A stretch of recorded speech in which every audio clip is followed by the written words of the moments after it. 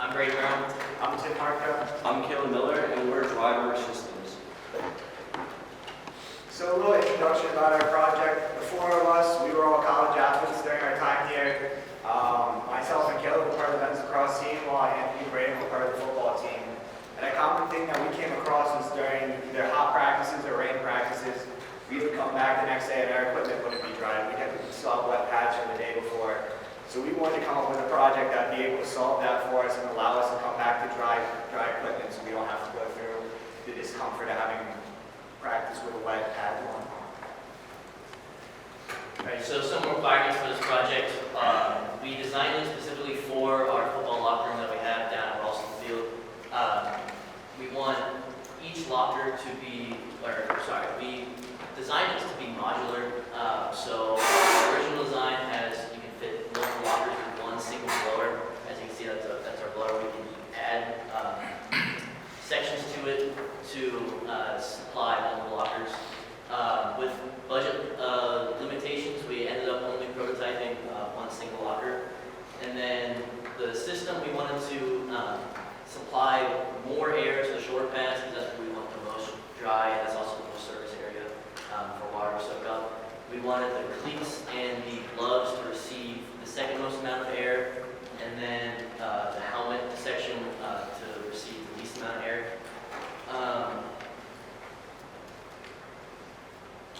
These are some specifications for our project. Originally, we optimized our blower for a 3-locker system, but due to, like you said, due to budget limitations, we could only afford to use 1 locker worth of PVC. This blower has 300 cubic feet per minute of air, and the heating element attached to it is a 4,700 BTU, 1,320 watt heating element. We were looking to get around 105 degrees of temperature, air blowing through our system to dry our pads, and it runs up to 120 volts AC. So here's just our little WBS. So we split it into 3 main sections with the mechanical, electrical, and management. The management comes down to the documents for the actual senior project class itself. Electrical was broken down into heat sensing with the temperature sensor in Arduino, their system, such as the controlling the heat and fan, and then the testing of it, and then mechanical was the hanger design itself, how the air flowed through it, the heater and blower selection itself, and then also the testing of it. So here's a schedule of what we had going on. This goes all the way back to when we originally started back in the fall. From the fall, it's kind of all been the same. Got all our CAD stuff done. But once we came back, we wanted to start ordering our parts to get them in time. We had a little bit of trouble because our parts to get our PVC piping, it took way too long, to be honest, to get in. So from there, we made our original prototype, saw some things here and there that we wanted to tweak, so we went back, redesigned it, made a second one. Little tweaks here and there, just extending certain parts of it, and then came to our final product and got to testing to where we are today. So here's the budget breakdown for our project. We ordered all of our PVC piping from Home Depot, and then we got all our fittings for the PVC pipe from headpipe.com. Our fan and blower combo and heating element came from Industrial Fans, and then all the electrical components came from Amazon. The budget breakdown on the right is for the 1-locker system that we have here, and if we were to do 3 lockers, it would cost $542, which we probably could have gotten through, but we want to leave extra room in our budget in case we had any mishaps during our prototyping process, and the Arduino we borrowed from those. And some ethical problems that we faced was we really just need to make sure that we were reporting everything that was going on. So if we had a problem where things were overheating to the point where even our PVC pipe was melting, there was a chance of someone getting burned, we just had to make sure that we were reporting that, making sure that everyone knew using our product that there's a chance of this happening if we are using a heating element here. And another thing we had to worry about was the risk of energy consumption of just overusing power, but we're not planning on leaving this on 24/7. So we didn't really have to run into that problem. And we just had to make sure that whatever building we're using this in had a good ventilation system, so we're not just building up hot air and just leaving it in one spot. This was the initial design that we made last semester. As you can see, that's one of the lockers, based on the locker we have in the football room and football locker room. We have our blower heater on the bottom there, for PVC pipe going up to the top, and then we have our PVC assembly. On the right is a diagram showing you how the blower will blow through the heating element up through our duct transition into the system. So a major part of our design process was determining where our outlet holes, how many, and how big, to make them in order to get our specified airflow requirements. To do that, SolidWorks has a really nice fluid flow simulator.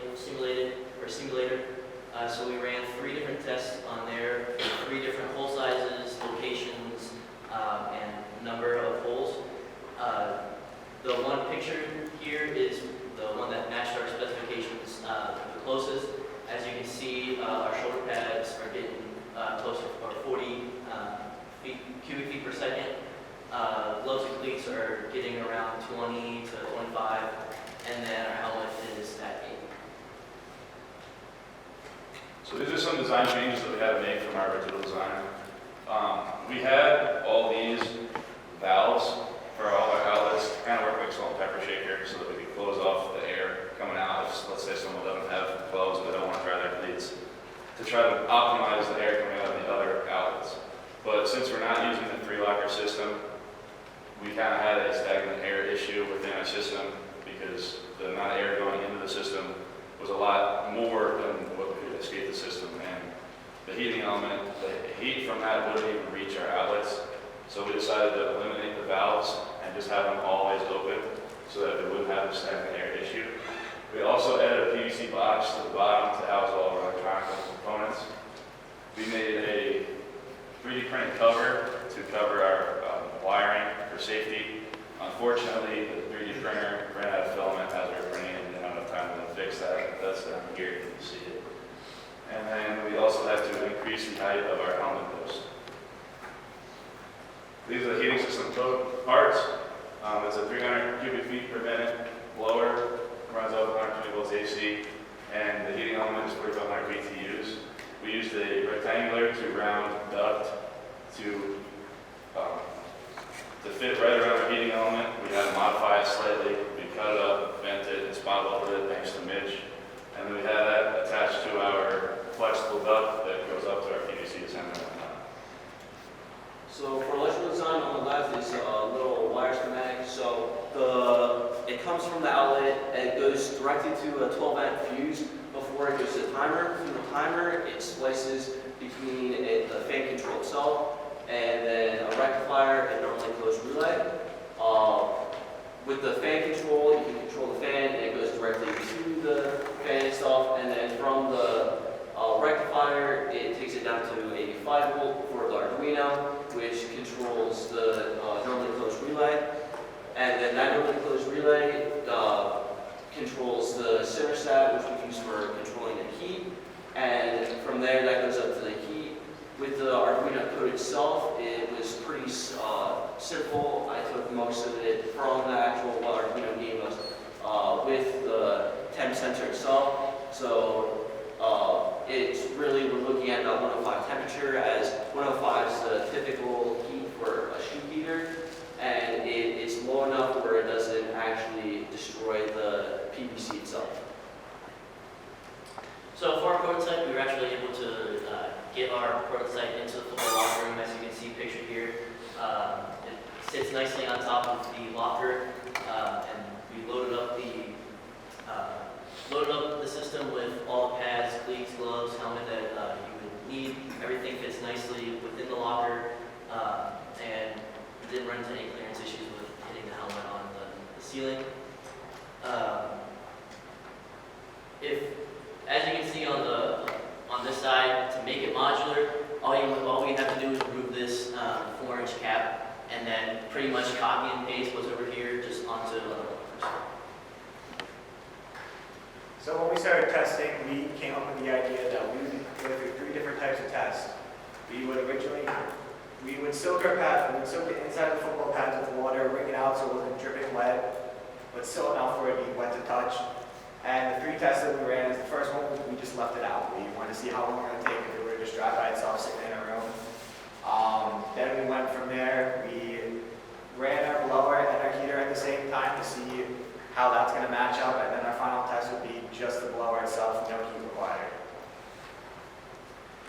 So for our test results, we have a graph here that puts water content in pounds on the y-axis and then time on the x-axis. So to start off, the blue is when we just air dried it. We started off with a net weight of 0.797 pounds, and then the original dry weight is 0.412 pounds. As you can see, we tested it for 3.5 hours, and it only dried a little over 50%. Now you can compare that to the red and the orange. The red being the blower with heat. It dried completely in about an hour and 15 minutes, and felt dry to the touch for the player in about an hour. The blower without heat took about 2 hours to completely dry, and felt dry to the touch for the player in around an hour and a half. In practice, this probably would actually be much quicker, because the way we had to soak the pads in order to get a consistent weight for each test, they are much more saturated than a player could probably physically get the pads. So we're probably looking at a closer time to 30-45 minutes for the dryer blower with heat. So what do these results cost in a real world? So we use PPN electric rates with the fees included. And on the left, we have the time it took with the blower with the heat, which was around an hour and a half. It cost 72 cents towards the power bill. And then with the blower, with 2 hours, we have 51. On the right there, we have everything at max with a 3-locker system and also, say, a 6-locker system. The 3-locker system we went with originally just because in the locker room itself, the bare minimum number of lockers next to each other is 3, but then there's larger sections where there's 6. So if it was one system, it would run, say, 2 hours a day. It would run around 96 cents. With the 3-locker systems, with the 106-locker systems, 130 lockers in the locker room will be around 21.04 cents for a day. For a regular season, it lasts around 90 days. So if this system ran each and every day for those 90 days, we got around 86.40 for just the one system by itself. And for the actual total 130 lockers, it would be the 3,800 for the 44 systems, and then the closer to 1,900 for the 6-locker systems. Below that, it's just with the fan itself, which is more comparable to the current situation in there, with the one system being around 51 cents for the 2 hours. After 90 days, that's around $45, $46. For the 3-locker systems, it would be around $22.44 for 2 hours per day. After 90 days, it would be closer to $2,000. And for the 6-locker system, for one day, it would be $11 versus after 90 days, it's around the price. So, in conclusion, the current situation in the locker room itself, they use 3 drum fans, which run 24/7, costing $10.26 a day, and then after the 90 days, it's around $923. The top 2 are the same results with everything max, as I previously mentioned in the last slide, and then the following the number 3 and 4 there, that's just fan only, which is more comparable to what we have in the current situation. It's just with this, the air is directly pushed to the pads versus circulating in the room. So the choice we have is between a dry pad or a cheaper alternative would be just using the drum fans.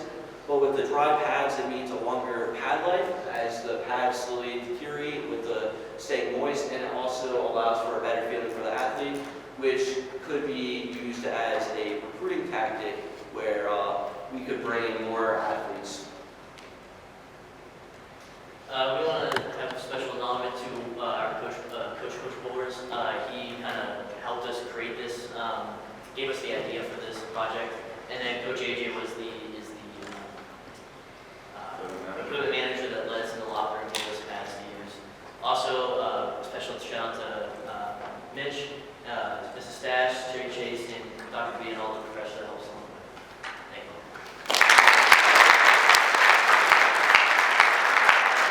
you. Great job with executing and great test results. Can you go back to slide 14? I think where you were showing the graph of your, right there, 15. Just a couple nitpicking and maybe suggestions for, as you're presenting data. I would connect the dots, I think it'll be clearer to see, things when they start getting scattered on. And then you're not going to have negative weights, cut the scale, Actually, or you did have. Yes, we did have a negative weight. We believe, because these pads are used, we believe that when we run out the pads, that we actually got a lot of dirt and grime out of them. So we actually did get a negative weight after our blower heat test. So you made it. Yeah, we actually I'll also clean have, that. we have charts to show all the stuff that we have charts to show Gotcha. everything. And then, great job trying to compare, real world costs. Can you go back to that slide? Was ready for you. Yeah, I was starting to get lost a little bit in your numbers. I'm not sure if max setting would ever be applicable. So, when you're trying to sell it as a product, I don't know if you want to report, it'll cost $3,800 in energy costs, that probably would sell it. I think what was better was on your next slide, maybe. Yeah, where you're comparing the 3 jump plans. So that's the current cost of the university, right? So the 923. And which one of these numbers would be the realistic one? Because you're saying that, just drive to the touch after an hour or so, you could, and probably even less, maybe in a half hour you could. Also, because we had the stagnant air issue, because we designed this for 3 lockers, thinking we get about 93 cubic feet per minute out of each locker unit. So we could push that even further to 6 lockers like he did on the bottom, and only run it for half an hour at a time, because they're still going to have probably 8 hours before the next day of practice to dry. Now, air drying, they wouldn't dry completely, but if we dried it for half an hour and let it air dry, it probably completely dry. Well, I think that's my point. I think you did even better than you were presenting. I think you probably could have saved money with your system. When you're saying, half hour versus all day running, it's probably a few $100s compared to $90. So just kind of a point that I think you did better than you even presented here. So, so any question?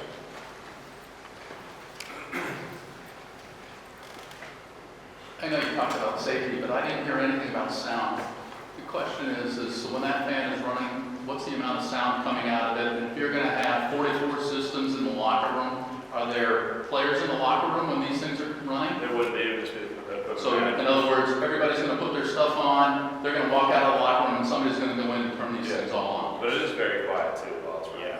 Do you know how loud it is though? Because if you put 44 together, does the sound adds up. So that's the only concern that I have is because I'm looking at the thing and it's and I've dealt with fan motors before and it's they're loud.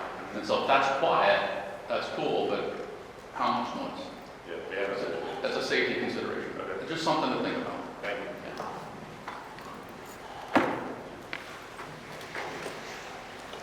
Thank you guys, very good job. So how do you stop the system? It's on a timer. Yeah. So how, you have a timer? Yeah, so basically anything to work at all, you have to set a timer. So for instance, if we were to plug it in and I were to change the fan speed, the fan wouldn't run as long as the timer's not going. So once the timer goes off, everything goes off, regardless if it's set in the off position or not. Okay. So does the aluminum piece get hot? When we had it running for a couple hours on end, on max blower and heat, the maximum temperature that we were able to find was 125 degrees Fahrenheit. On that piece? Yes. Is that a fire hazard? No, I don't believe so. Your coach wasn't concerned? Okay, so since I mentioned that, could you go back to the figure, the results? I like this really, you guys took a very scientific approach to what you were doing, so very good. But again, if you compare with or without heat there, I mean, the difference is almost, I would say, not significant. So that was the very important question, which is for this application, is the heat actually necessary? Because with the hazard I was talking about, you can tell me it's not a hazard, but anything you have 120-degree piece there in the upper room, it's not going to be adding your safety. You see what I mean? So okay, you see my question, right? Does it worth it? Is it necessary? Because I can blow this for 20 more minutes, I can get the results almost the same. Why do I need the heat? When we're testing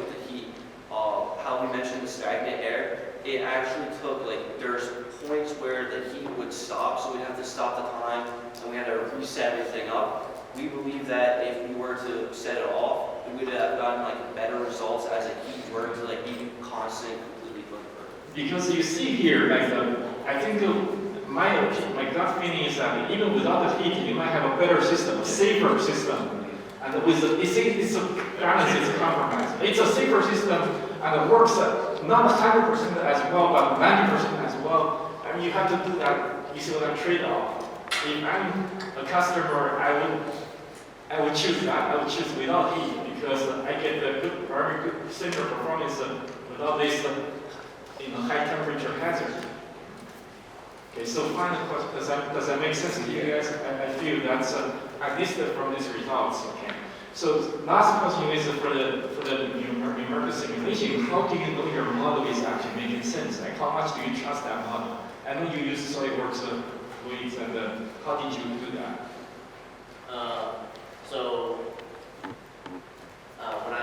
When we ran it, when I was looking at the input and output numbers, all of them seemed to match up. So I was getting similar. When you were simulating this, how did you define boundary conditions? So every hole is a separate output. So when you're doing the simulation, you have to label every hole as an output, and then the rest of it is, I believe, it's assumed adiabatic, and there's no flow through any of the fittings because, as you can see, I was having a lot of problems with simulating an actual assembly because it said there was it would assume that there's openings and it wouldn't simulate. So this is a simplified version of this, so that there is no fittings and there is no leaks through fittings. Even though when we did test it, we didn't notice any leaks through the fittings. So I would say this is a pretty accurate simulation because what we saw here was pretty similar to what we got. Okay, so this only simulates a flow rate, not temperature. No, yeah, no. Okay, so why didn't you add the simulation of temperature? Honestly, Was it very feasible? it was very complicated, and I couldn't figure out a way to add temperature to the Okay, all right, thank you.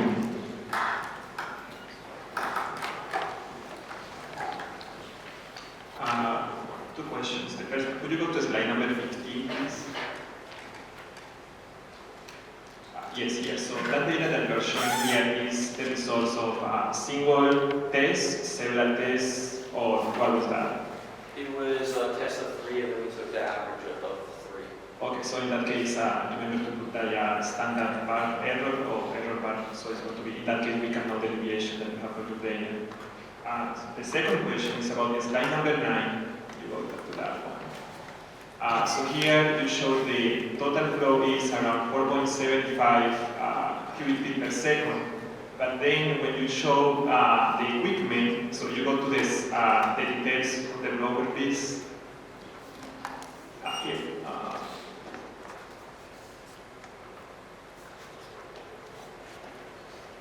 Opposite direction.